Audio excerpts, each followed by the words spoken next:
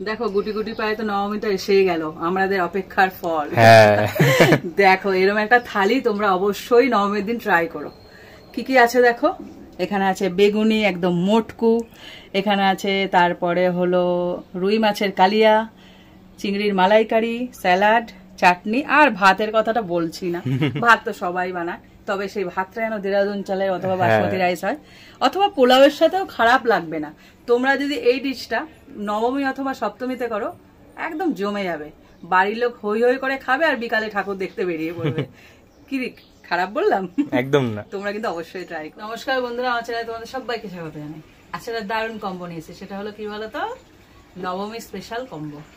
নবমীর দিন কি কি খাবো আগে থেকে বলে দিচ্ছি, তোমরা কিন্তু এটাই করে খেয়ে নিও। এবার দেখো অনেকে কি বলতো নবমীর দিন মাংস খায়, কেউ খায় দশমীর দিন, এবার যার যা নিয়ম। তবে আমি যে থালাটা আজকে রেডি করছি না, মানে থালিটা অপূর্ব লাগবে, খেয়ে দেখো। তাতে কি কি আছে বলতো, আছে রুই মাছের কালিয়া, আর আছে চিংড়ির মালাইকারি, আর ভাত ভাত আমি ঘরে করেছি, আর দু একটা ভাজা থাকবে। খারাপ বলো? সাথে চাটনি আছে, কিন্তু খুব সুন্দর দারুণ রেসিপি, মিষ্টিও থাকতে পারে, ক্রমশ প্রকাশ্য। তো চলো শুরু করা যাক। আমার উনুন ধরছে ধরুক, এখানে ততক্ষণ এই মাছটাকে লবণ হলুদ মাখিয়ে নিই। এরকম বড় বড় পেটি আজকে না মনে খুব আনন্দ, পেটি বলে খাওয়ালো। কি জানি কেন দাগা খেতে চায় না, তোমার খুব ভালো লাগে। পেটি কাটা একবারে টানলেই বেরিয়ে যায়। ওই যে সব ওখানেও ফাঁকিবাজি, বুঝেছো তো? মানে একদম ওখানেও কষ্ট করবে না, একটু কাটা বাজতে ওনার দেরি। তো ভালো করে আমি মাখিয়ে নিয়েছি, অনেক গল্প হয়েছে। এদিকে উনুনটা ভালো মতো ধরে এসছে, এবার কড়াইটা বসিয়ে দেবো। এই যে বসিয়ে দিলাম কড়াই, এবার দিয়েছি তেল। তো এটাকে পুরোপুরি গরম করে নেব, তারপরে মাছটাকে ভেজে নেব। তেলটা একদম গনগনে আছে, গরম করে নিয়েছি, ধোয়া উঠছে, দেখো কি সুন্দর। এইবার এগুলোকে এক এক করে ভেজে নেবো, কড়া করে ভাজবো। ওই যে আগে থেকে সরা শুরু হয়ে গেছে, দেখেছো তো? বিশাল ভয় আমার মনে। এত ভয় পেলে হয়?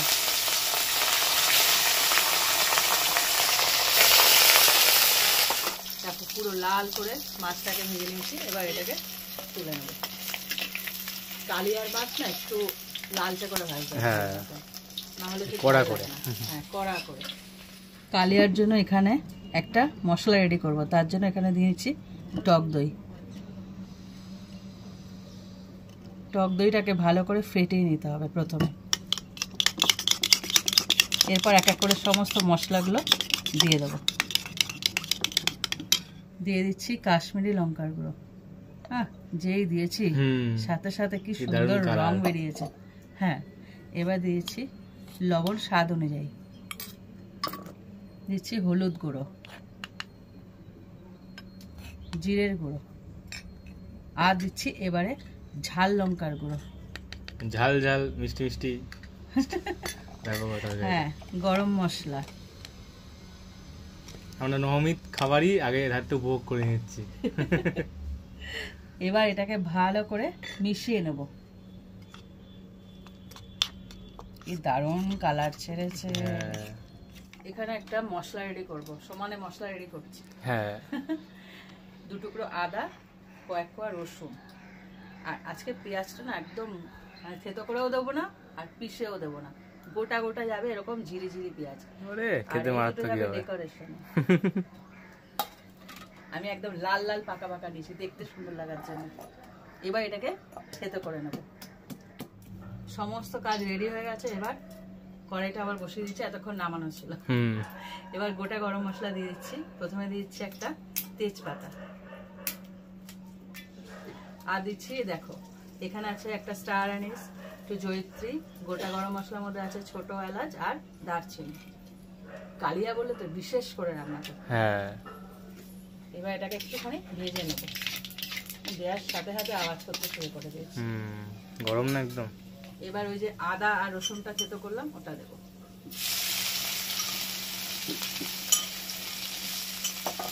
একটু ভেজে নেব।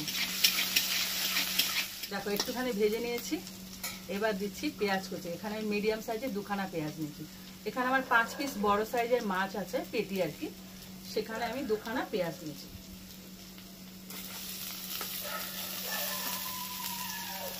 এবার এটাকে ভেজে নেবো ভালো করে। দেখো পেঁয়াজটাকে পুরো ভালো করে ভেজে নিয়েছি, কালারটা চেঞ্জ হয়ে গেছে। ঠিক এই সময় ওই যে দইয়ের পেস্ট বানিয়েছিলাম ওটা দিয়ে দেবো। শুধু জোগাড় করে নিতে হবে, রান্না এমনি সোজা, একদম শর্টকাট রান্না। কালিয়া করতে গেলে একদম সবাই নেচে নেচে করে, কেন বলো তো? মাছটাকে ভাজো আর মশলা রেডি করো, হয়ে যাবে। এখানে যেহেতু দই দিয়েছে একটুখানি জল দেবো সামান্য, এবার জলটা দিয়ে কষাতে থাকবে। সবই তো এর মধ্যে দেওয়া আছে, মশলাপাতি সব, শুধু কষাতে হবে। দেখো মশলা থেকে পুরোপুরি তেল ছেড়ে দিয়েছে, মানে মশলা কষানো রেডি। এবার যেহেতু এটা কালিয়া তার জন্য একটু চিনি দিতেই হবে, অল্প একটুখানি চিনি দিয়ে দিলাম। আর যেহেতু এটা কালিয়া, আবার বলছি যেহেতু এটা কালিয়া এর মধ্যে একটু কিশমিশ দিতেই হবে, আমি দিয়ে থাকি। তোমরা চাইলে দিও, দিলে ভালো লাগবে খেতে, সত্যি খুব ভালো লাগে। যখন কিশমিশ গুলো মোটকু হয়ে যাবে না ঝোলে, মুখে পড়বে, দারুণ লাগবে মিষ্টি মিষ্টি। দেখো সমস্ত দেয়া হয়ে গেছে। এইবার একদম শেষে এরকম একদম গ্রেভিটা রেডি হয়ে যাবে, দেবে জল। সবাই করে গেছে, কেউ বাকি নেই। জলটা অন হয়ে দেবে না, মানে একটু গ্রেভি থাকবে, একদম শুকনো শুকনো না, ভাল লাগে না, গায়ে মাখা মাখা। হ্যাঁ একটু গায়ে মাখা মাখা হবে, সেইভাবে জলটা অ্যাড করবে। এইবার সাথে সাথে মাছটাকে ছেড়ে দেবো। প্রত্যেকে দেখবে রান্নার একটা পদ্ধতি থাকে, মানে একটা সিস্টেম। আমি যেমন, অনেকে দেখবে ঝোলটা ফোটার পর দেয়, আর আমি সঙ্গে সঙ্গে দিই। এটা বরাবর দেখবে অনেক ভিডিওতে এই মিলটা পাবে, আমি দিই, আমার ভাল লাগে। একসঙ্গে ফোটে, হ্যাঁ একসঙ্গে ফোটে। কি বলতো কেন বলছি কারণটা, এটা যখন ফুটাবো, কারণ বেশি জল দিলে আবার টেস্টটাকে একটু এদিক ওদিক হতে পারে। এর সাথে ফুটুক, যদি একসাথে না দিই পরে আবার ফোটাবো, আবার মাছ দিয়ে ফোটাবো, তাহলে তো ওর ঝোল বলে কিছু স্বাদ নষ্ট হয়ে যাবে। হ্যাঁ স্বাদ না, ঝোল কমে গেলে নুন যেটা দিয়েছে সেটা একটা মাপ আছে, সবকিছু মিলিয়ে দিই। দেখতে মারাত্মক হয়েছে। উপর থেকে দুটো জিনিস দেওয়ার জন্য আগে থেকে রেডি রেখেছি, দুটো একদম চিড়ে রেখেছি একদম। এই দেখো, ব্যাস এবার ফুটতে দেবো। দেখো রেসিপিটা শেষ হয়ে গেল। ঠিক এইটুকু গ্রেভি রাখবে, এটা বসে যাবে, আর একটু বসে যাবে, কারণ এই অবস্থা না রাখলে শুকিয়ে যাবে। হ্যাঁ একদম শুকনো শুকনো ভালো লাগে না, খালি একটু ঝোল ভাত দিয়ে খাওয়ার জন্য লাগে। তো এটাকে শেষ করলাম, একটা আইটেম গেল, এবার আরেকটা আইটেম বাকি আছে। হ্যাঁ বলো তো কি? সেই চিংড়ি মাছ, চিংড়ি মাছের মালাইকারি। এই দেখো কিশমিশ গুলো ফুলে টোপা টোপা হয়ে গেছে, যেটা বলছিলাম। হ্যাঁ ভালো লাগে, বেশ ঝাল ঝাল মিষ্টি মিষ্টি। হ্যাঁ কালিয়া এরকম না হলে টকটকে হবে, কারণ টক দিয়ে আছে না, সেরকম টক হবে না, সেরকম না, মিলিয়ে মিশিয়ে খুব একটা ভালো টেস্ট। তো চিনি পড়েছে ব্যালেন্স করার জন্য, খুব সুন্দর একদম, তো জমে যাবে। তো এই যে আমার তোলা শেষ, এবার নেক্সট রেসিপিতে যাওয়া যাক। এইবার বসিয়ে দিচ্ছি কড়াই, এর মধ্যে দিয়েছি তেল। চিংড়িগুলোকে প্রথমে ভেজে নেব। চিংড়িগুলোকে ওদিকে তেল গরম হচ্ছে হোক, আর চিংড়িগুলোর মধ্যে একটুখানি লবণ হলুদ মাখিয়ে, গায়ে হলুদ হবে।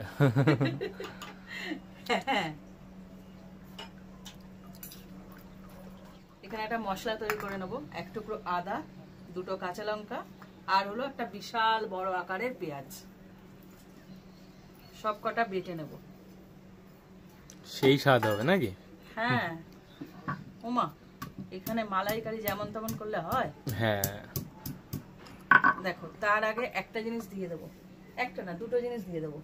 সেটা হলো একটু জিরে, গোটা জিরে এর সাথেই দেবো, আলাদা বাটবো না। আর দেবো গোটা ধনে।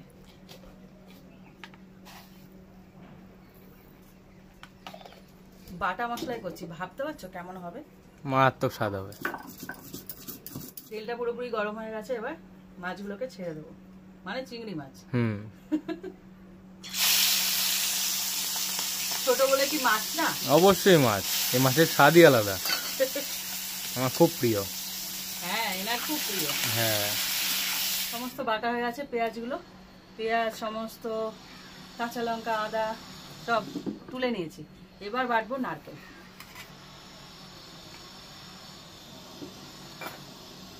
এটা হলো মেন, যেটা মালাইকারিতে একদম সর্বপ্রথম ভূমিকা অর্জন করে থাকে।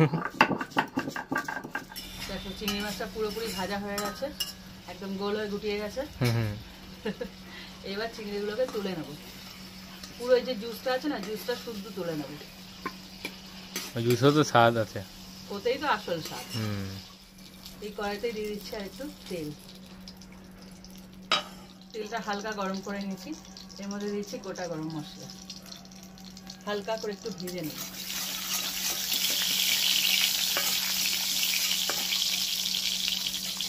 এবার যে বেটে রেখেছিলাম পেঁয়াজের পেস্টটা, ওটা দিয়ে দেবো।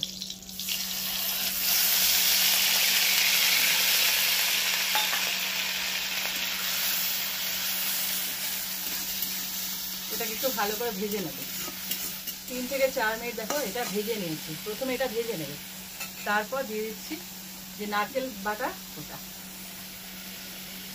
অনেকে কি বলতো দুধটা দেয়, এর আগে আমি শেয়ার করেছি নারকেলের দুধ দিয়ে অন্যভাবে। আজকে কি বলতো একটু কচি নারকেল নিয়েছি, তোমরা চাইলে এরকম কচি নারকেল নেবে, তাহলে কি বলতো পুরো পেস্টটা দিতে পারবে। নাক চুলকায় শুধু আমার। আর যদি একটু ছিবড়ে ধরনের হয়, মানে একটু মানে বয়স্ক নারকেল হয়, তাহলে দুধটা দেবে, তাহলে কিন্তু পুরোপুরি ছিবড়া হয়ে যাবে, তার জন্য বলছি। এবার এটাকে নেড়েছে সমস্ত মশলাগুলো আমি দেবো, মশলা দিয়ে তারপরে এটাকে কষাতে থাকবে। দিয়ে দিচ্ছি লবণ, হলুদ গুঁড়ো,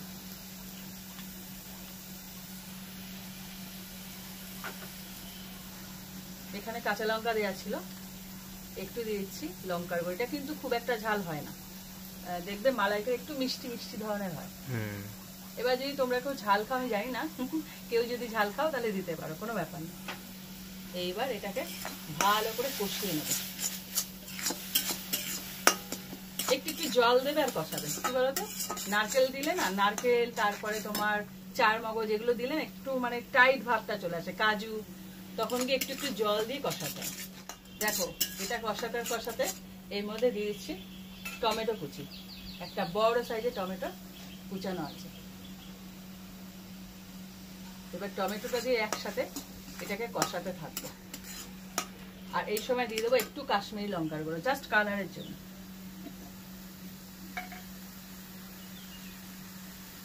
এটা পুরোপুরি অপশনাল, যদি তোমরা কালার চাও তবেই দেবে, আর যদি মনে করো না কালারের দরকার নেই তাহলে না দিলেও চলবে।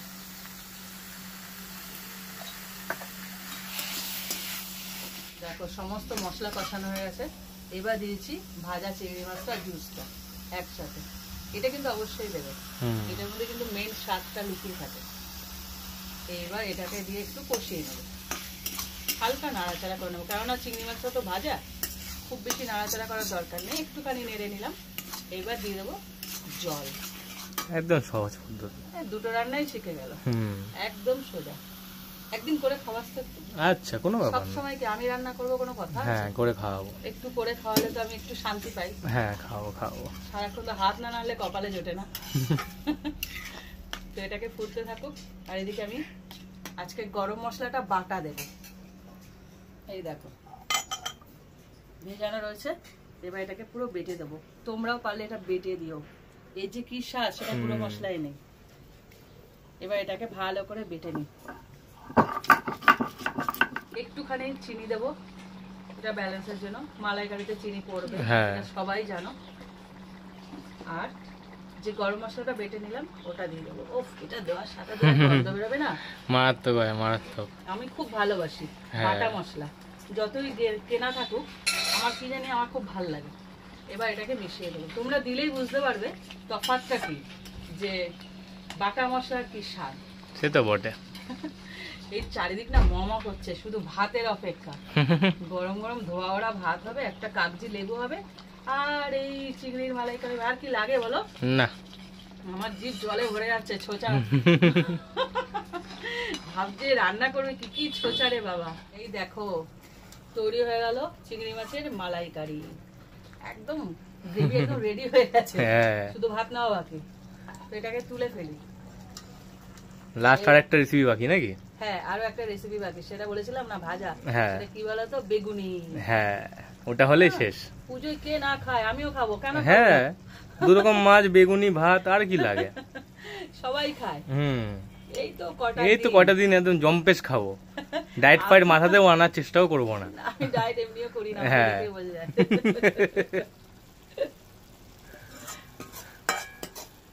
বলে নাও।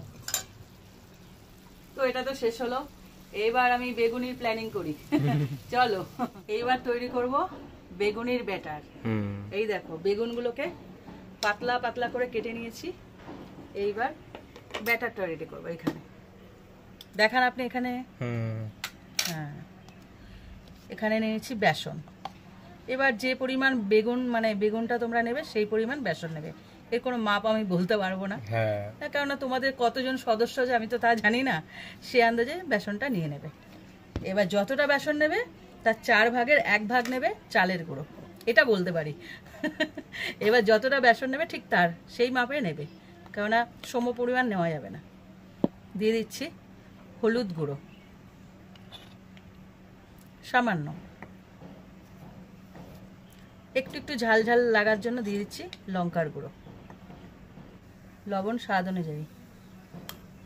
আর এটার মেন যে টেস্ট আনবে বেগুনিতে সেটা হলো জোয়ান।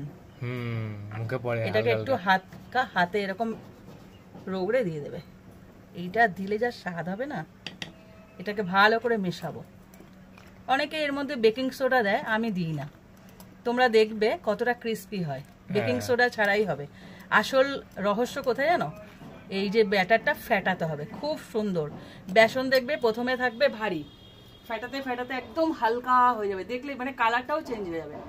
ওইটা করলেই বেসনটা মানে বেগুনি যেটা ওটা খুব সুন্দর ফুলবে আর ক্রিস্পি হবে। আর আরো একটা টিপস আছে, সেটা পরে বলছি। এ দেখো ভালো করে মিশিয়ে নিয়েছি, এইবার আস্তে আস্তে জল মেশাবো। একবারে বেশি দিলে দলা হয়ে যাবে, তো আস্তে আস্তে আমি জলটা মেশাবো। দেখো ব্যাটারটা ঠিক এরকম ঘন হবে আর সমানে ফেটাবে, তোমরা নিজেরাই বুঝতে পারবে, ফেটাতে ফেটাতে এটা হালকা হয়ে যাবে। ফেটাতে ফেটাতে ঘাম ছুটে গেছে। এই দেখো প্রথমে যে ব্যাটারটা ছিল কেমন ছিল, আর এখন দেখো মনে হচ্ছে না জল দেওয়া হয়েছে, জল দেওয়া না, কিন্তু এটা ফেটানোর জন্য হয়েছে। যত ফেটাবে তত হালকা হবে আর এরকম স্মুথ একটা ব্যাটার তৈরি হবে। এটা আমার রেডি হয়ে গেছে, তো চলো কড়াই বসিয়ে দিয়েছি, কড়াইতে তেলও বসানো হয়ে গেছে, এবার শুধু গরম হওয়ার পালা। দেখো তেলটা পুরোপুরি গরম হয়ে গেছে। তার আগে একটা কথা বলে দিচ্ছি, এই যে বেগুনগুলোকে কেটে ধুয়ে রাখবে না, তখন মানে কাটার পরে, মানে ধোয়ার পরে, সরি কাটার পরে না, ধোয়ার পরে একটু শুকনো কাপড় দিয়ে মুছে নেবে, মানে জলটা যেন না থাকে, পুরো শুকনো শুকনো হয়ে গেল ধোয়ার পরে। এইবার বেগুনি ভাজা শুরু করব। এখানে যে তেলটা গরম হয়েছে সেই তেলটাকে একটুখানি নিয়ে নেব, বেশি না, এরকম 2 চামচ মতো নিয়ে, বলছিলাম না পরে বলবো, এই হলো সেই টিপসটা। এমনি তো চালের গুঁড়ো আছে, সাথে ফেটিয়েছি এতটা, আর এই গরম তেল সবকটা মিলে একদম জমে যাবে বেগুনিটাকে। এটাকে ভালো করে মিশিয়ে নিলাম। এইবার বেগুনগুলো নেব, ডোবাবো আর ছাড়বো। এই দেখো ব্যাটার রেডি হয়েছে কিনা কখন বুঝবে বলো তো, বেগুন এরকম টিক্কিটা ধরবে, বেগুন ডোবাবে গায়ে না এরকম ধরে নেবে, দেখবে তোমরা তখনই বুঝে যাবে যে বেগুনের যে ব্যাটারটা সেটা রেডি। দেখো পাতলা একটা কোটিং করবে, তেলে দিয়ে দেবো। তেল তো অনেকটা, তো পাশাপাশি দুটোই ছেড়ে দিই। ভাবছিলাম একটা করব, না দুটো চলে যাবে ভালো মতো। বেগুনিটা কতটা ফোলে দেখবে, যখন এক পিঠ তলারটা হতে থাকবে, এই তেলটাকে হালকা করে উপর থেকে দিতে থাকবে, গরম তেলটা।